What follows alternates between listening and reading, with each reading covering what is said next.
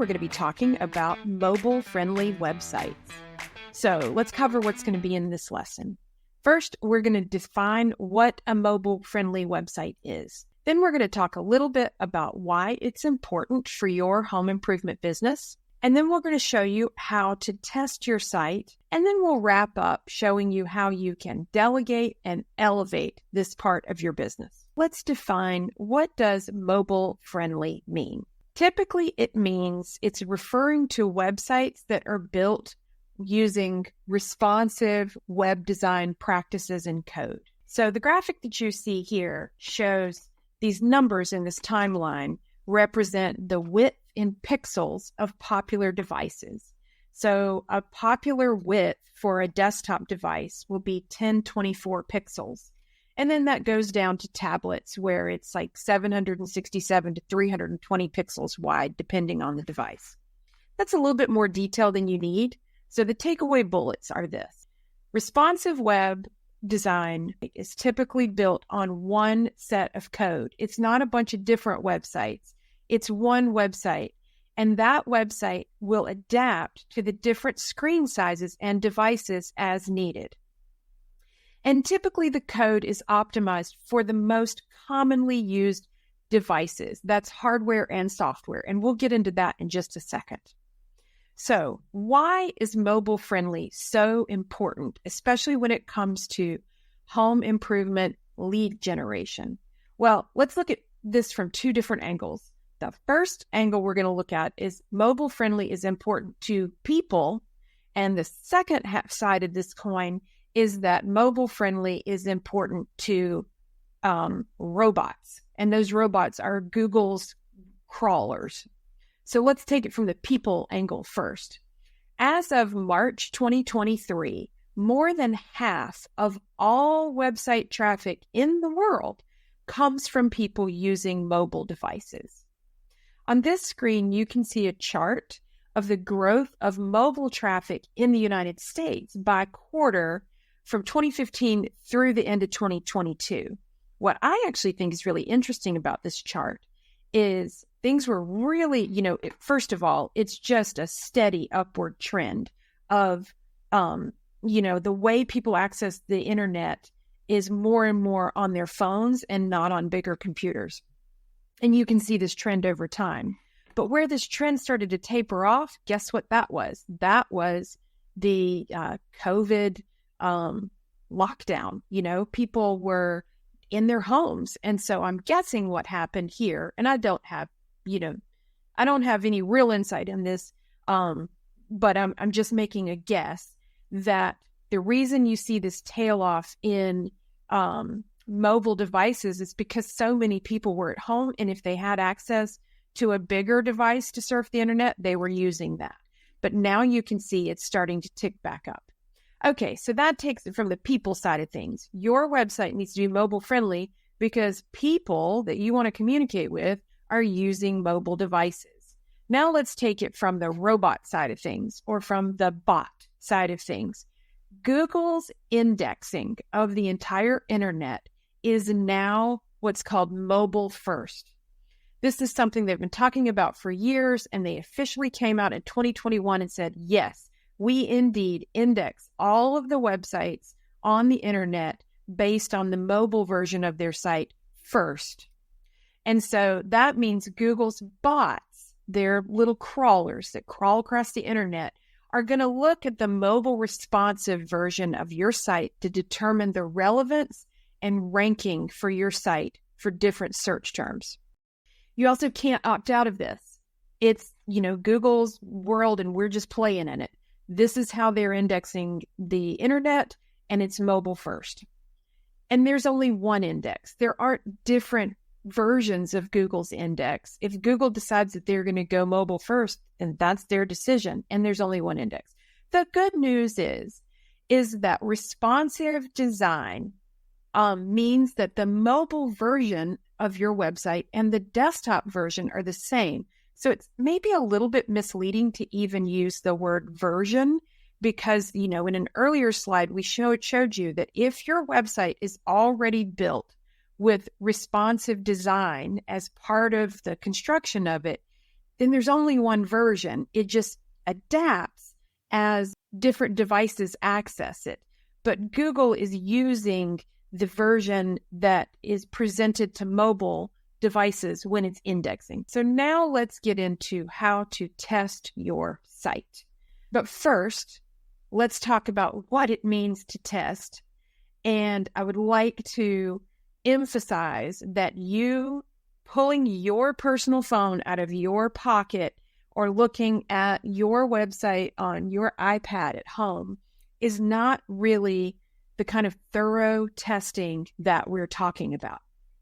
And let's talk about why that's true. If we're talking about ways you can access information on the internet, you can do it with a desktop computer, you can do it with a tablet, and you can do it with a phone. Now let's break that down just a little bit more. When we're talking about desktop computers and really tablets and phones, then we have to think about the layer that is the operating system. So the first layer that we're looking at here is the actual hardware, the physical device. The second layer that you need to think about when you're thinking about mobile responsiveness is, what is the operating system? Is it a PC or is it a Mac?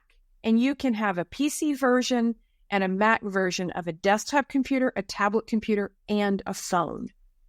And actually, there's a third version, third and fourth, when it comes to these smaller devices.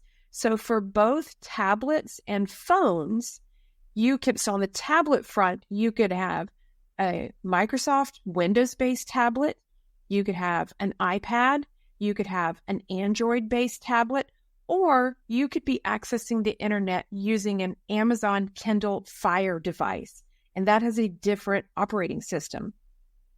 On the cell phone front, your phone could be a Windows phone, an iPhone, an Android phone. And so remember, Android phones can be made by many different manufacturers. And then there's always some version of the Android phone that is the official Google Pixel phone, which, there's hardware associated with that. So now what we're looking at is a world where there are three categories of devices. That's the physical device. And then there's this layer of what operating system is running the device.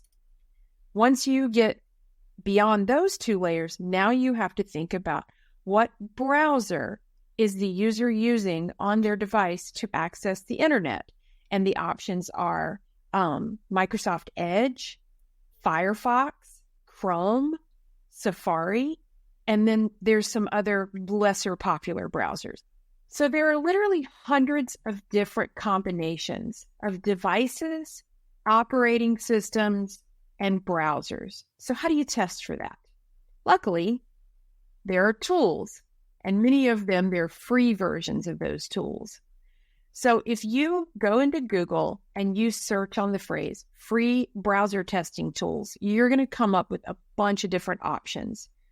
The one that we use, and it's just one that we've gotten used to, we pay for, and we're familiar with, is called BrowserStack. So I'm going to show you what it looks like to test a website using BrowserStack.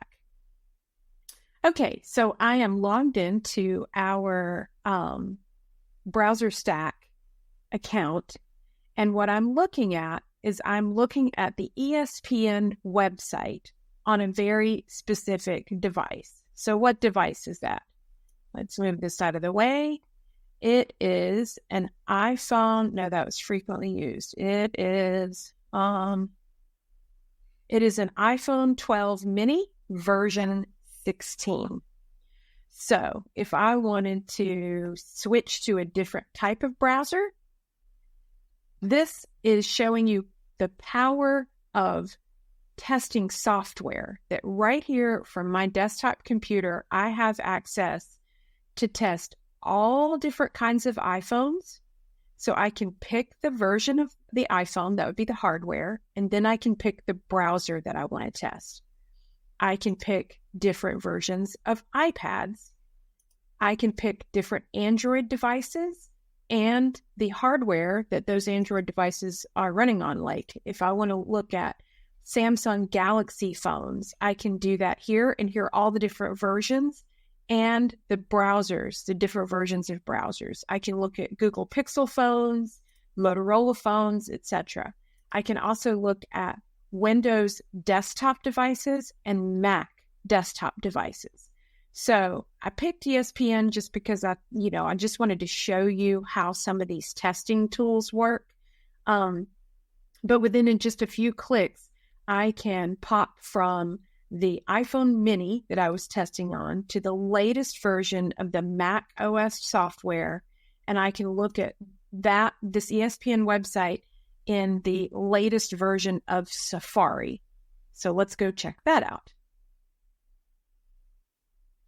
So here is the ESPN website that I was just looking at on an iPhone mini. Here is the mobile responsive version of it on a desktop computer on the latest version of an Apple desktop and the latest version of Safari.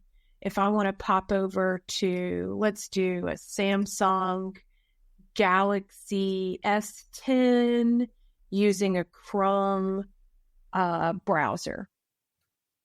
It'll just take a second for that to load. And here is that same website on a completely different device in a completely different browser. In the next few slides, I'm going to give you some insight on how you can work with either someone on your staff or one of your vendors to make sure that you're testing your website for the right combination of browsers and devices and operating systems. So now that you know just how many different combinations there are of hardware, operating systems, and browsers, how do you even know where to start? Even if you were to have access to a tool like this, it's a little bit overwhelming. The good news is there's a really smart way to narrow down your testing. And let's talk about how to do that. So your website most likely has Google Analytics installed on it. That is a free analytics tool that Google provides to give you all kinds of insights about traffic to your site.